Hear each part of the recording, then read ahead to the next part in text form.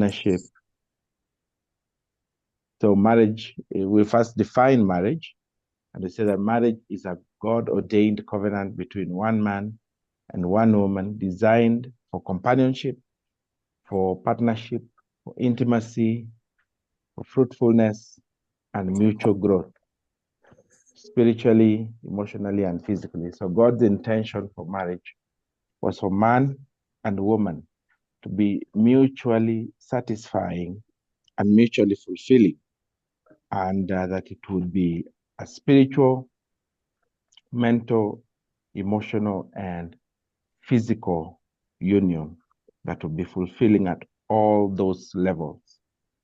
So marriage is not just a contract, but it's a spiritual covenant and a union. It's a spiritual covenant and a union that reflects the relationship between Christ and the church.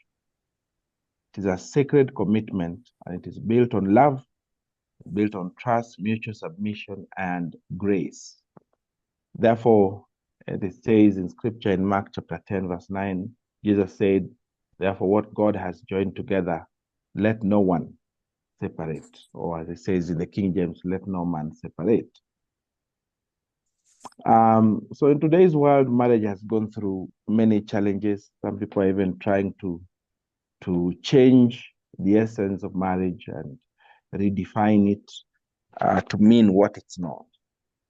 And it has been occasioned by many society's attempts, many factors a society attempts to find its identity, find God. The crisis in marriage has produced people who are wounded, confused, angry, and lonely. Now, this has left them with marriage relationships that are unsatisfactory, frustrating, empty, and estranged. And in some cases, of course, they have had separations, and in other cases, they have had divorces. So this begs for a solution. And we need to reverse this trend and find out, what is it that's eating our marriages? And what is the solution that helps heal it and restore it? So let's look at what is healing. To heal is to cure, to repair, to mend. It is to cure, to repair, or to mend. The Hebrew root of the word heal is the word rapha, R-A-P-H-A-H, rapha, whose main idea is physical healing, but it spreads to all other types of healing and not just physical healing. Its participial form, Rophe, means one who heals, and it is the Hebrew word for doctor.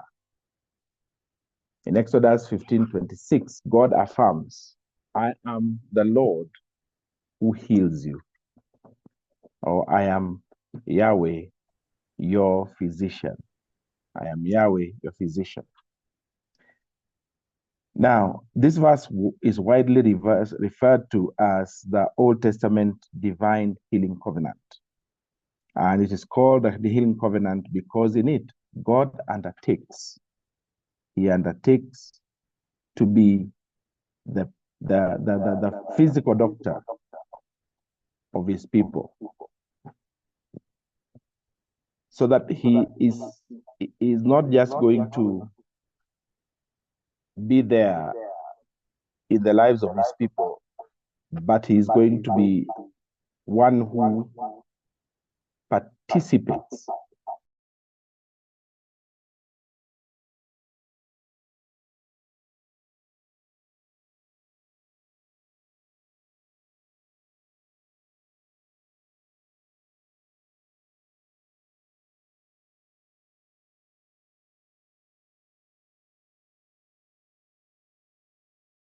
in many respects. Therefore, it means that God will be a bystander in the issues of life. But he is a participant, and not just a participant, but a willing and very active participant in the lives of his people. Now, it also means, can you all hear me? Yes, we can, Rev. Yes. Can everybody hear me? Yes? Okay, thank you for that. Thank you for that. Now, this is called a covenant because God undertakes that he will deal with the issues of his people, diseases both physical and otherwise, and he will do that on condition. So he has given a condition. It says, if you diligently obey me and follow my words and heed my command and pay attention to my covenant, then I will remove from you all the diseases of Egypt. This covenant is made certain by the fact that God joins his mighty name to the promise, calling himself Yahweh Rapha, the Lord who heals. Here his name declares it is his nature to be the healer to those who obey his word, to recover to health and to sustain in health.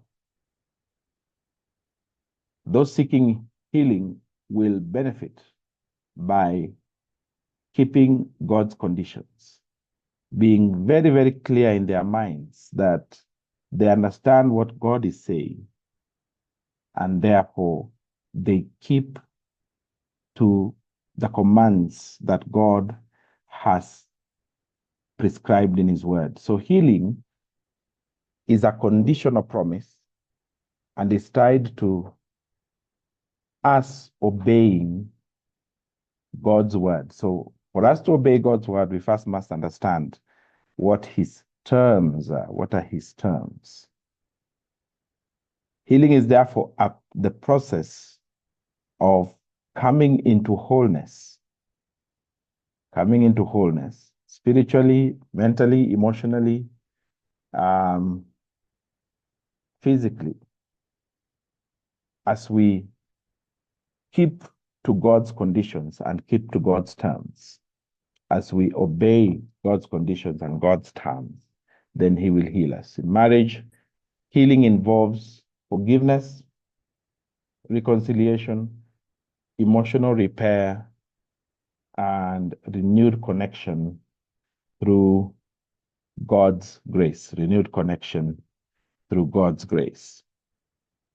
We then also want to understand that the name Yeshua is a very important name that we have been given. The name Yeshua or Jesus means Yahweh is salvation. And salvation is in every way a part of healing, and it denotes healing. So Rapha means to cause to heal. Yeshua means Yahweh is salvation. And so in Yeshua's name, as part of salvation, we can therefore enjoy what we call God's divine healing covenant or healing promise.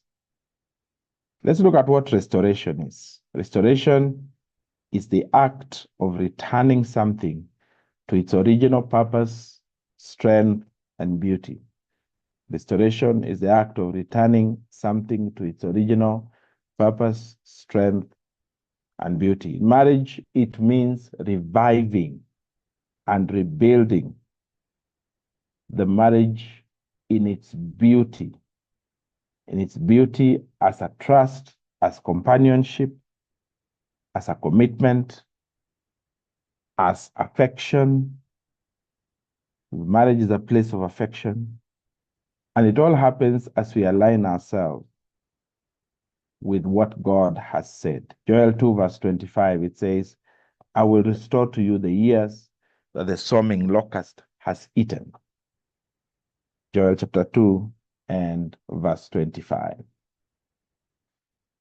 So having given all those definitions, then let's now begin to zoom in to what it is that ails marriage today. What is it that ails marriage? I think, let me give the framework first.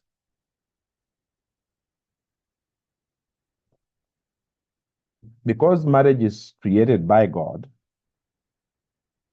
marriage is created by God to be a place of companionship, a place of comfort, a place of connection, a place of compassion, a place of communication, a place of deep communion, and also a place of procreation and co-creativity.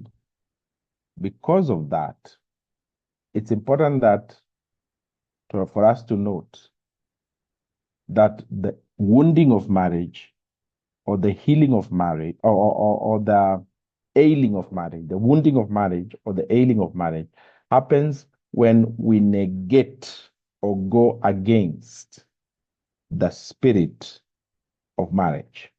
So where there is supposed to be companionship, we undermine companionship. Where there's supposed to be good communication, we undermine good and godly communication. Where there's supposed to be comfort, we undermine that comfort and it becomes a place of hostility.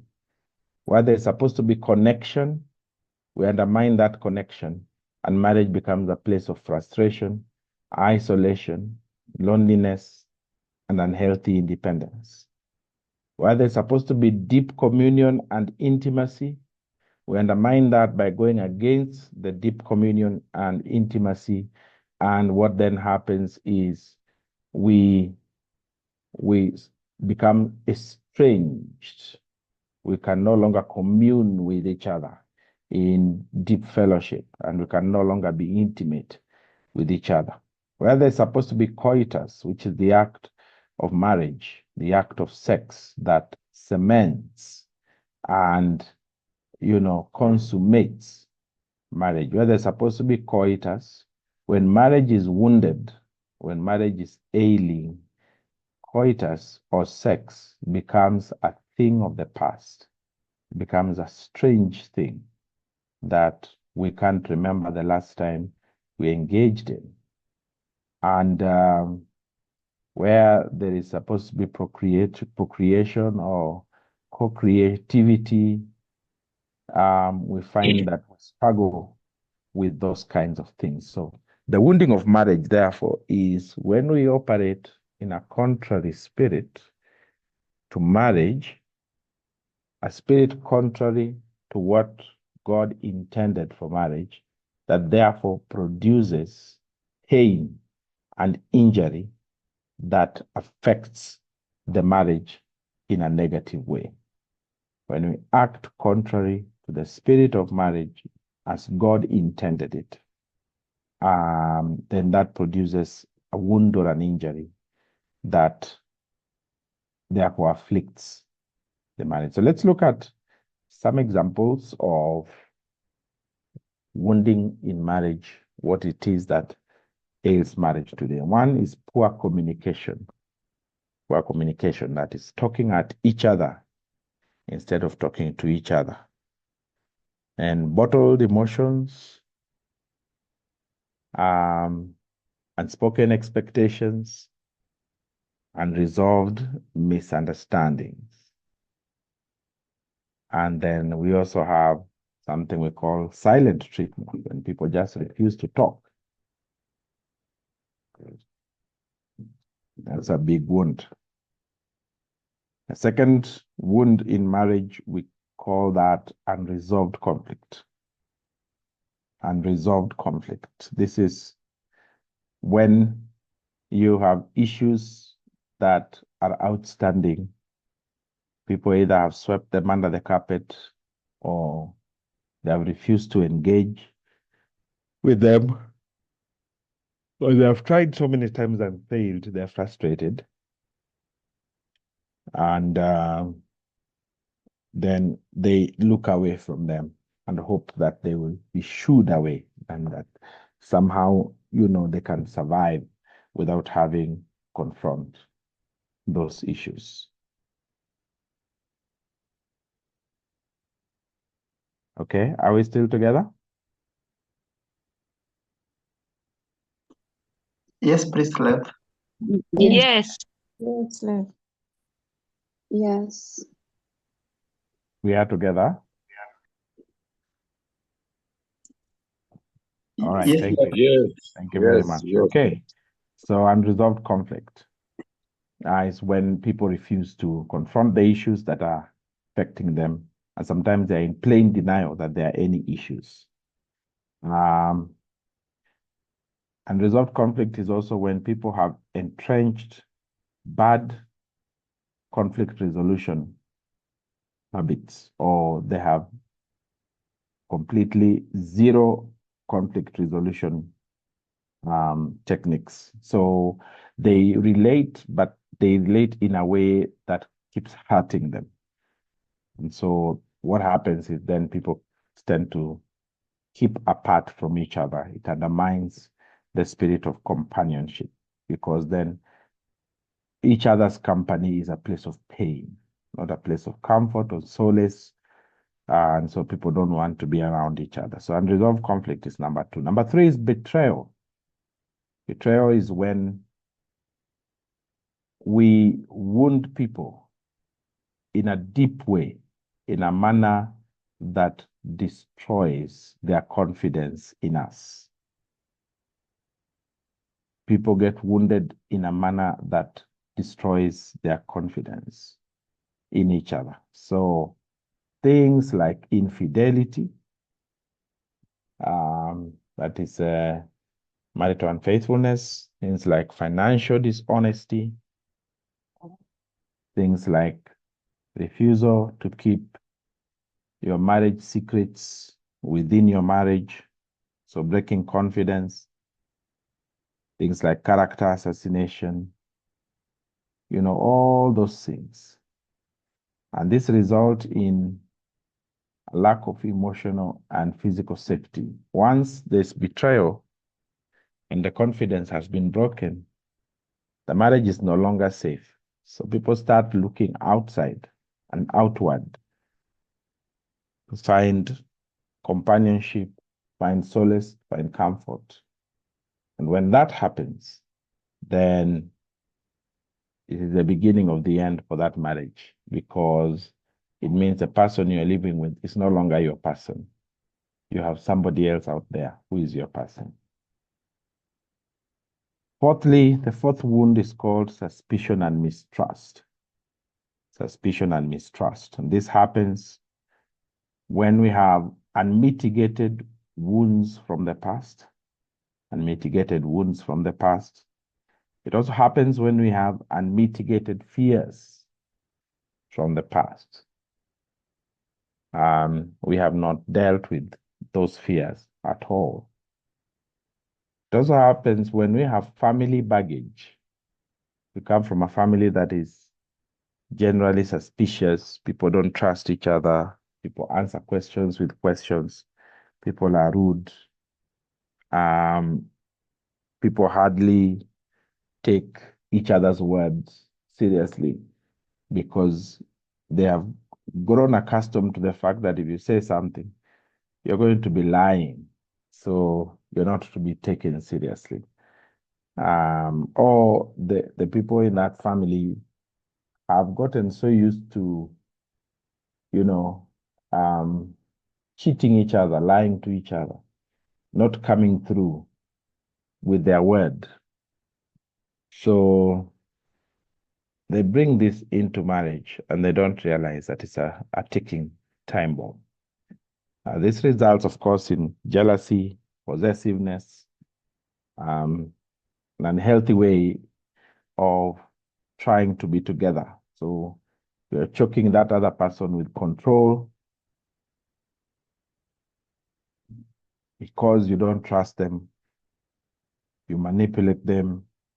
You dominate them. You're a domineering person. You violate their personal boundaries. You're looking at their phones. You're looking into finding information about where they are. It also results in outright espionage in marriage. You know, people have gotten to the place where they even hire private investigators to spy on their spouses. It's a violation of personal boundaries.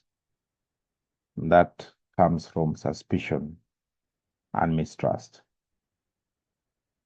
Wound number 5 is what we call narcissism. Narcissism.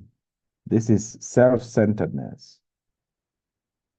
And it is the tendency to look out for our interests only and not look out for the interests of the other person.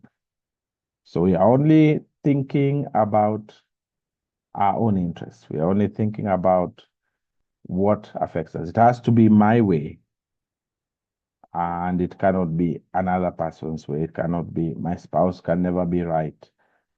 I'm always right. And my spouse's role is to listen and follow me. And so this is what narcissism is. And it also is a lack of empathy. We don't understand the other person. We don't empathize with the other person. It's a lack of emotional intelligence. It's also an unhealthy tendency that one feels to always be in charge, to always be on the driving seat, to always be on the winning side, and we don't relate well with either failure or being on the receiving end or being the ones to blame. So narcissism does not relate very well with that. A narcissistic person will always want to win, will always want to dominate, will always want to be the one who takes the credit, is admired, and controls the other person, controls outcomes as well. That becomes a big thing. And so narcissism results in a choked relationship, a skewed relationship. It is skewed in favor of only one party, and that party is the person who is selfish. And then it also, of course, is a one-sided relationship. The other party is always wrong, and you are the one who's always right. And people don't stay in these kind of situations for long. Number 6 is insecurity. Wound number 6 in marriage is insecurity. This comes from low self-esteem, poor self-image, depreciated self-value, and low self-estimation. It also comes from an unhealthy need for approval and validation by others. Unhealthy need for approval and validation from others. It comes also from unhealthy emotional dependency. Unhealthy emotional dependency. And this can also be driven by fear of abandonment. People don't like to be abandoned, don't like to be left alone, don't like to be rejected. And so they're very insecure. It can also be driven by a fear of being wrong and can also lead to a refusal to take correction. Insecure people must always be in charge, always be on top. And it should never be their fault that anything went wrong. So this results in a murky relationship, murky You know, people are always mudslinging each other. It's dogged by constant fights. And these fights are poorly defined causes or no causes at all. People just flare up for nothing. Poorly defined causes or no causes at all. The next wound is what you call wounds that come from finances or wounds that come from money. In marriage, finance-related wounds can be very serious and very debilitating. These are things like debt, poor financial planning, lack of transparency or opaqueness in how much people are earning or bringing into the marriage, and how they spend and what they spend on it or what they spend on. It can also be caused by financial dishonesty when people are not clear about where the money is, who has the money, just how many businesses do you have or how many deals have you entered into, how many financial transactions have you entered into trying to make more money. The financial dishonesty. We also have what you call mismatched spending habits. Mismatched spending habits. Some people are generous, others are misers. Some people are off the cuff spenders, you know, they are impulse buyers. Others are misers. So one is a thrift, a spendthrift is always buying things. The other is a miser, never even buys anything for themselves. Now, for others, they come, the financial wounds may be things like you don't have the money. You simply don't have the money. Maybe you had it, now your business has gone down, or you lost your job, and so you no longer have the money. Because you don't have the money, feel like you've lost the power in the marriage. And if your spouse doesn't have the maturity to handle a season when you don't have money, then you may start feeling like you're being looked down upon, being treated like a partner that has no value because you're not making any financial contribution. And sometimes it may be accompanied by a change of attitude towards the partner that does not have money or is not bringing in sufficient money. And so one partner becomes patronizing and bullish. The other partner feels bullied and feels belittled. They feel like a guest in their own marriage with no rights at all, and they cannot ask any questions because after all, they're being carried. All their bills are being paid, they're being fed, they're being bought for clothes, they're being given pocket money. You know, everything that they need is taken care of, and one partner becomes a benefactor, the other partner becomes a beneficiary. Other financial wounds come from debt. And we've said that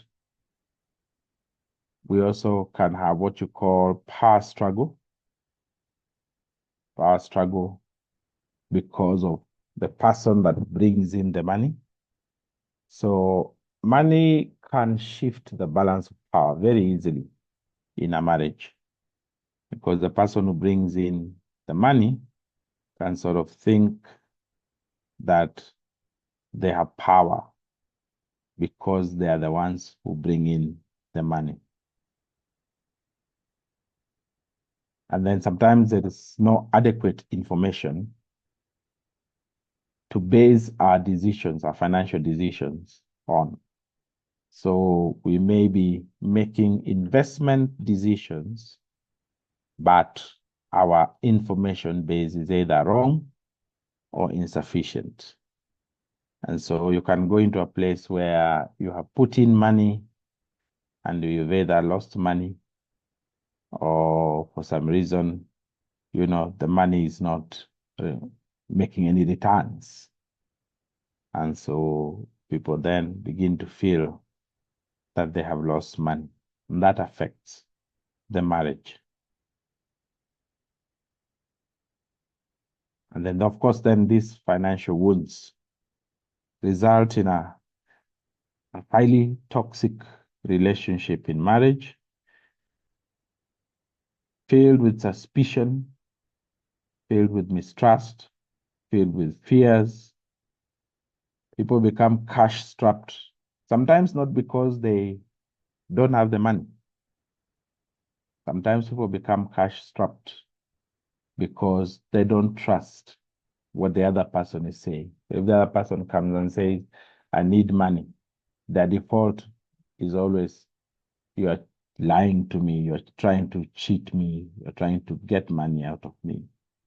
So they become cash-strapped prisons. Then there's also what you call wasted financial potential.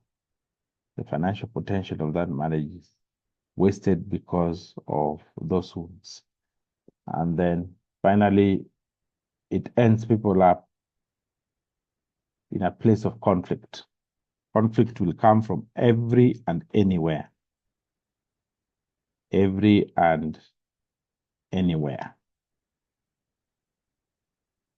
Wound number 8. Wound number 8 is what we call sex and intimacy issues.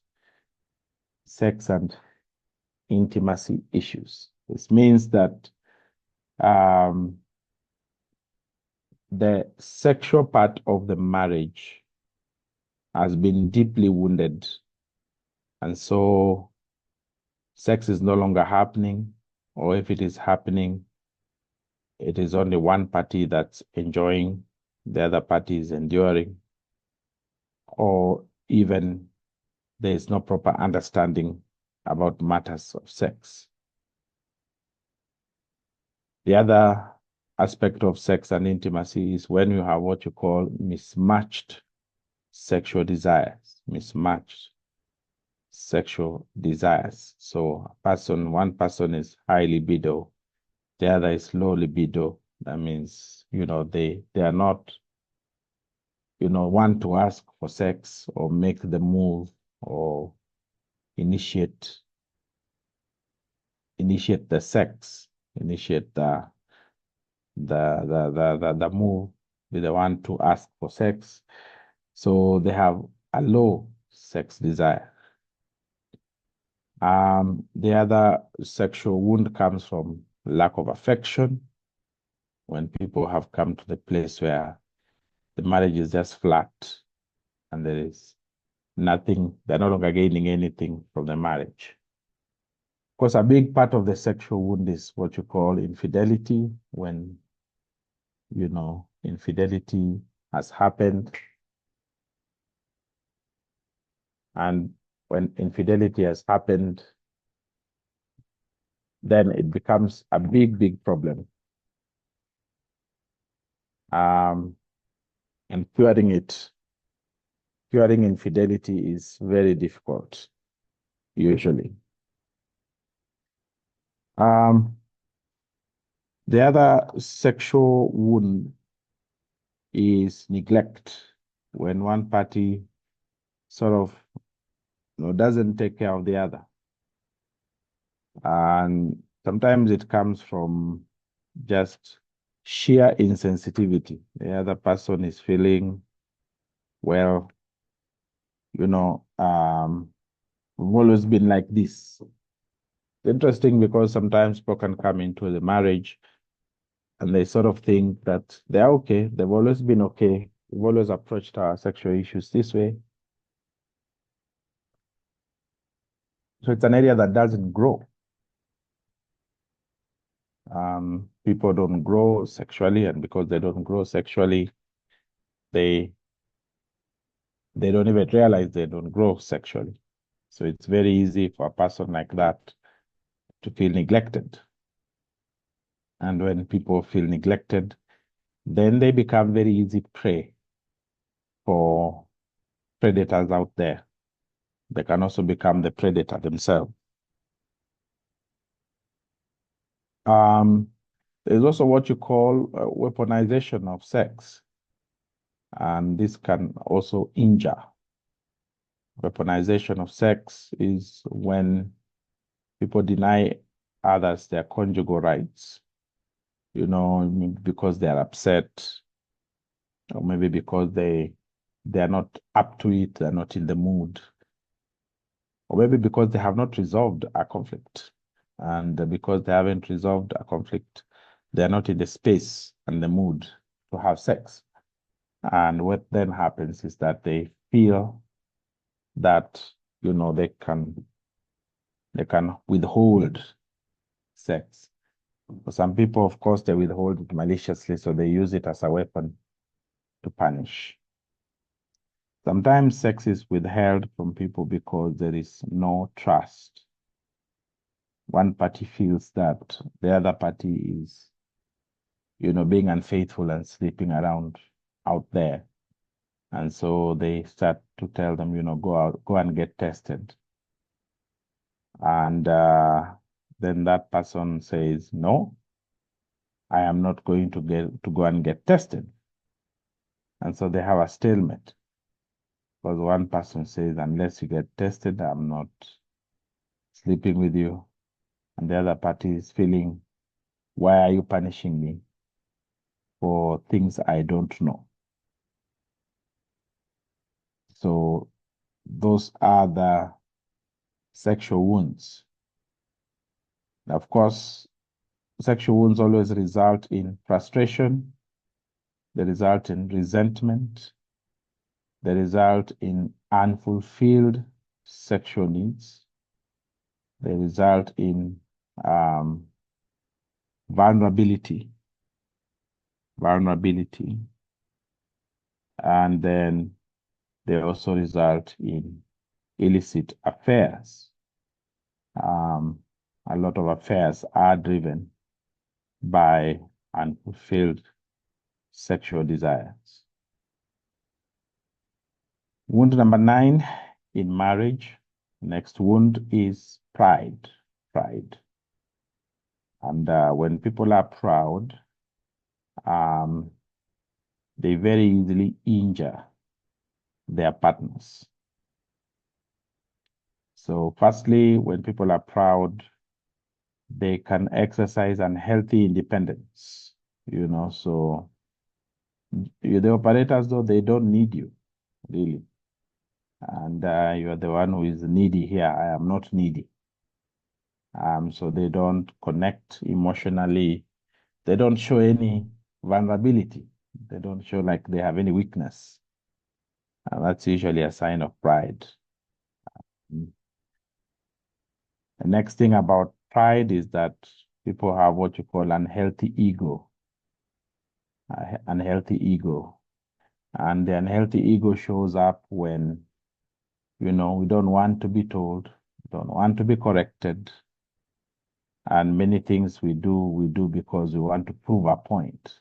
So people take frequent unnecessary ego trips, leading nowhere, and leading to a place called vanity.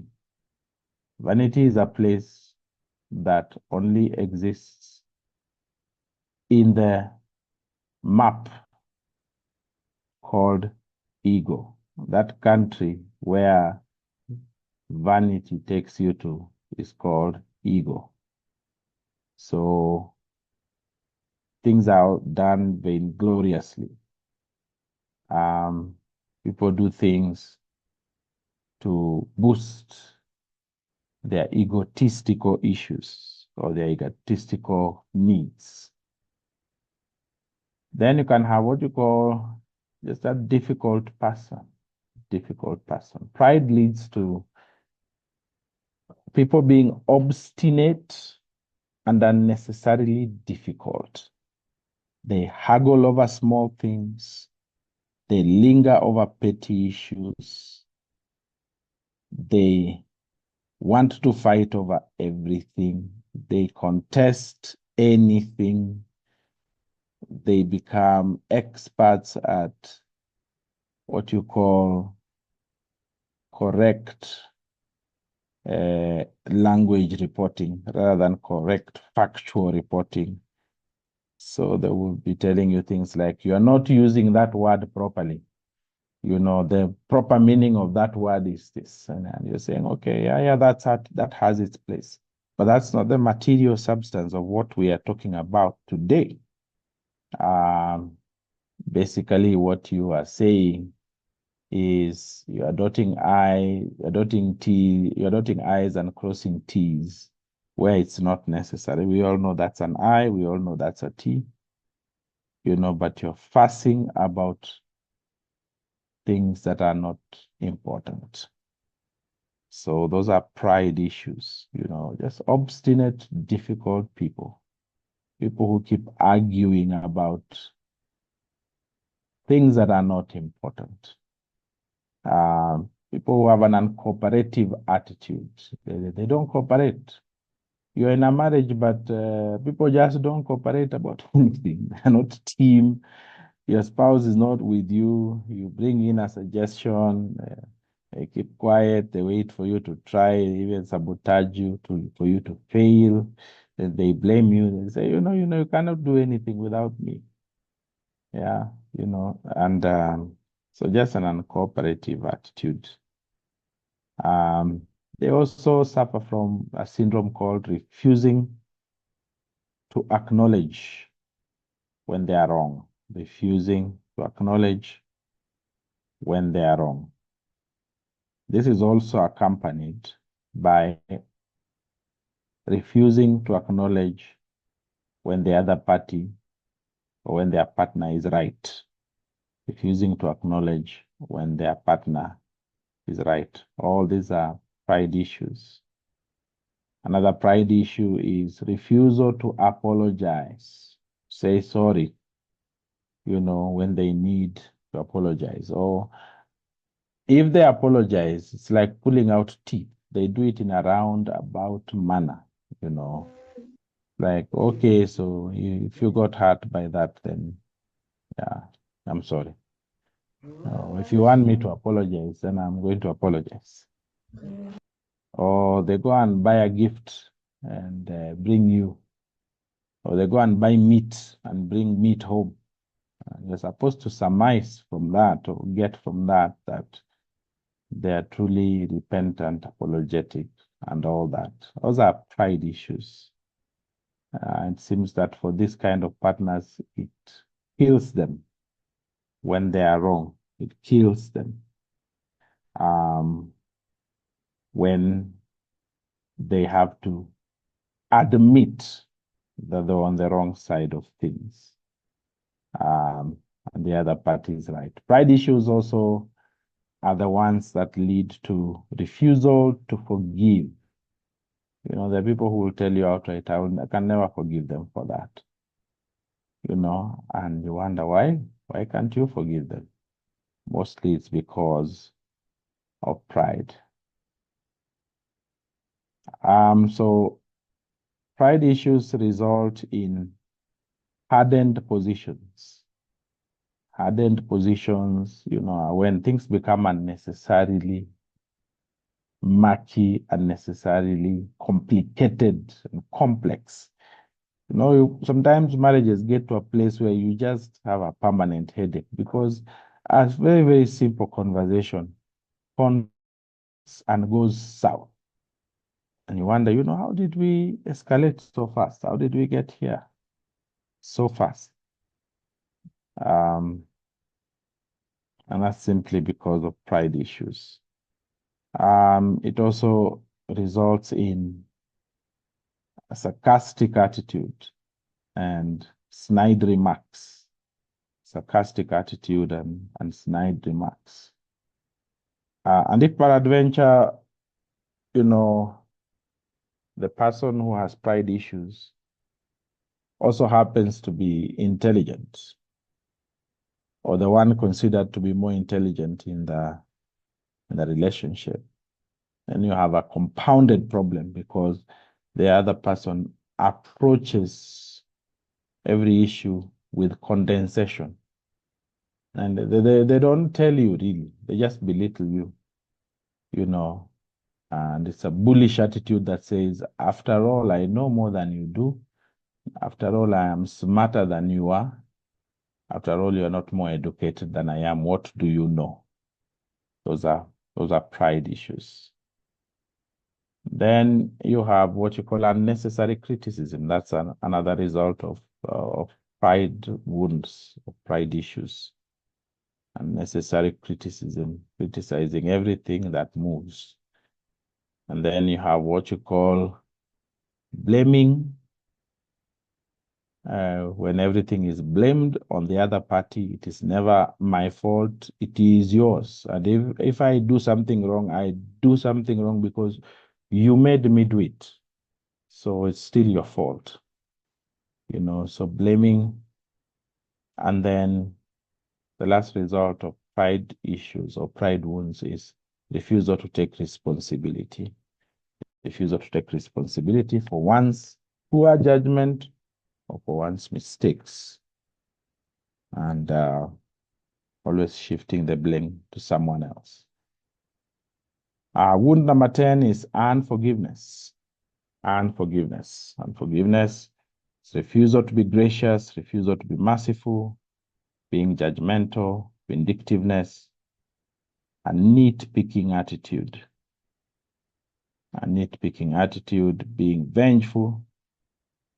This results in, you know, unresolved offenses and unresolved conflicts. It also results in resentment and results in bitterness. Number 11 is misaligned priorities. Wound number 11 is misaligned priorities. So the things that are given emphasis are the things that are not important.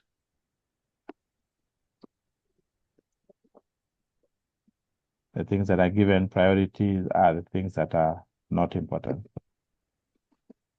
Maybe I need to find out from you, Pasi, am I supposed to finish at 6? Because I can see that is not far from now. Yes, yes, Reverend, you're supposed to finish by 6, but maybe you can finish on the wounds. I don't know whether you are able to come this evening.